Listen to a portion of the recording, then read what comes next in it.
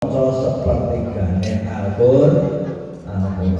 Lho ngoten niku poenak. Poenake dadi umat Kanjeng Nabi niku ngoten niku.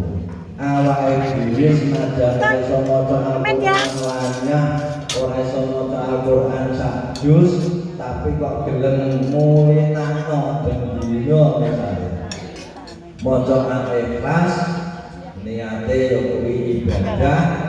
Ya, maca kitab Gusti Allah senajan Al-Ikhlas bendina waca ping 3 padha karo maca sepertigane Al-Qur'an.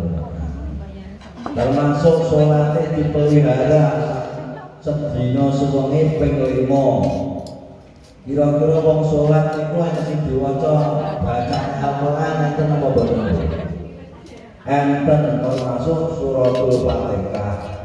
Suratul Fatihah itu bacaan Al-Qur'an. Lagi sholat maghrib mawon jenengan maca Al-Fatihah itu